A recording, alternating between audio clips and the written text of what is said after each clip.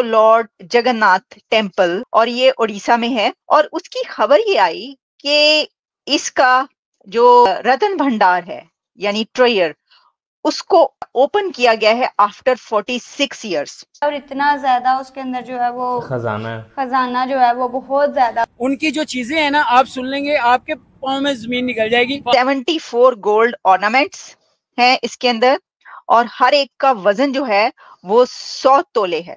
और फिर इसके अंदर जो है प्लेट्स हैं, plates made of gold, diamonds हैं, पर्ल्स हैं, कोरल्स हैं, प्रेशियस जेम्स हैं, और 140 silver jewellery kept as well. जितना सोना हमारे सेंट्रल बैंक में है और जितना सोना हमारे लोग के पास है, अगर हम मंदिरों का सोना मिला दें, India has the highest gold reserves. ने बोला कि उधर की वाम उधर बहुत गुर्बत है, ये भाई गुर्बत नहीं है भाई, वो बड़े खुश है, मुसलमान भी उधर बहुत खुश है। हाँ जी भाई, भाई मीडिया में ये बातें सारी होती हैं। 17 टाइम्स से ज्यादा इसको लूटा गया, इस मंदिर को। वरना इतना सोना था यहाँ पे जिसको गिनने का भी कोई शुमार नहीं था।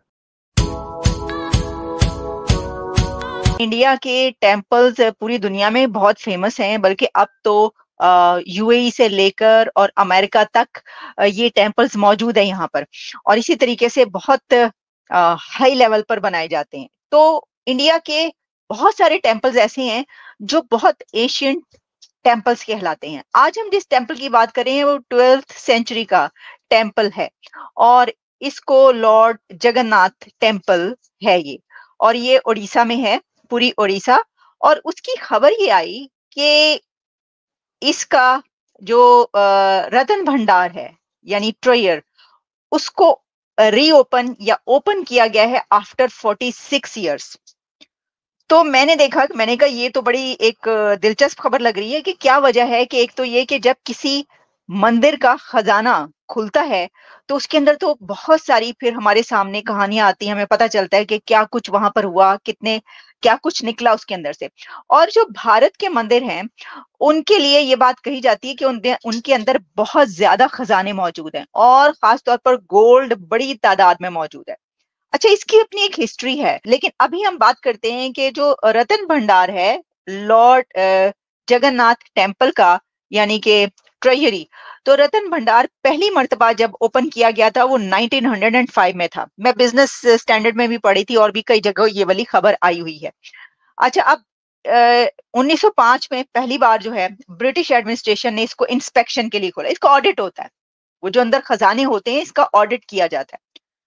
1905 के बाद इसको जब दोबारा ओपन किया गया इसका रिकॉर्ड रखने के लिए, इसके आइटम्स और ज्वेलरी के, तो उसमें 1926 में किया गया। फिर 1926 के बाद फिर इसको जब ओपन किया गया तो 1978 में किया गया, और उड़ीसा गवर्नर बंगाल जो है दयाल शर्मा, उन्होंने जो है उसको उस वक्त 1978 में ओपन करवाया था। फिर उसके बाद इसको जो है वो ये सब करने में काफी कोई 70 डेज लगे थे उस वक्त, यानी उसको कैलकुलेट करने में, उसका ऑडिट करने में। और उसके बाद 46 इयर्स के बाद, आफ्टर 46 इयर्स, अब उसको भारत में उड़ीसा में ये ओपन किया गया है। एज पर मीडिया रिपोर्ट्स जो अंदर से निकला है वो precious gold, diamond jewellery and जो कि लॉर्ड जगन्नाथ को ऑफर की गई वो है मौजूद। और इसमें जो उड़ीसा मैगजीन है उसके मुताबिक इसमें ये बताया गया है कि जो किंग थे अनंगा भीमा, उन्होंने देव ऑफ स्टेट, उन्होंने डोनेट किए थे 2.5 लाख मढ़ास, मढ़ास कहते हैं घड़ों को, यानी घड़े कह सकते हैं आप, गोल्ड ज्वेलरी के, वो जो है वो मौजूद हैं। और इसके अलावा इसके अंदर जनाब क्या है, मैं आपको जी 74 गोल्ड ऑर्नामेंट्स हैं इसके अंदर, और हर एक का वजन जो है वो 100 तोले है। 74 ऑर्नामेंट्स, हर एक का 100 तोले वजन गोल्ड। और फिर इसके अंदर जो है प्लेट्स हैं, plates made of gold, diamonds हैं, पर्ल्स हैं, कोरल्स हैं, प्रेशियस जेम्स हैं, और 140 silver jewellery kept as well. ये जो है ये जनाब रिपोर्ट्स हमें नजर आ रही हैं तमाम मीडिया पर। अच्छा, अब हम जरा इसके ऊपर, ये तो मतलब अब रीओपन हो गया जैसे कि मैंने बताया, वैसे ही है कि वहां के जो टेम्पल्स हैं उनमें तो सोना इतना है कि पूरी दुनिया का ही कम पड़ जाएगा।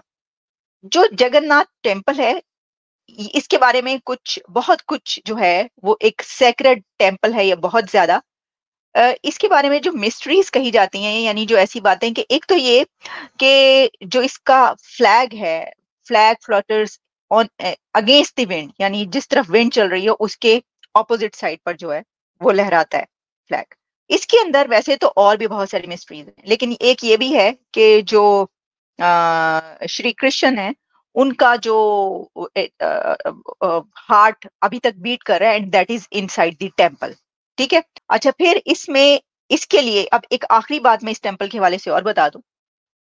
इसके ऊपर कोई 17 टाइम्स हमले हुए, 17 बार हमले हुए हैं, जो कि मुस्लिम राजाओं ने, मुसलमान राजाओं से लेकर अफगानियों ने, फिर तुगलकों ने, खिलजियों ने, जितने जो आते गए राजा बनते गए, मुगलों ने, राजा टोडरमल के बेटों ने, उसके राजा टोडरमल के बेटे ने तो 2 बार हमला उसने किया, फिर अकबर के दौर में, फिर औरंगजेब के दौर में, फिर जितने मुगल्स थे उन सब के अदवार में 1 या 2 कोई हिंदू राजा भी थे, बाकी सब के सब मुसलमान बादशाह थे जिन्होंने इसके ऊपर हमले किए 17 टाइम्स से ज्यादा, और इसको लूटा गया इस मंदिर को। लेकिन आप ये देखें कि अभी भी वो खजानों से भरा हुआ है। ऐसे ही होता है ना।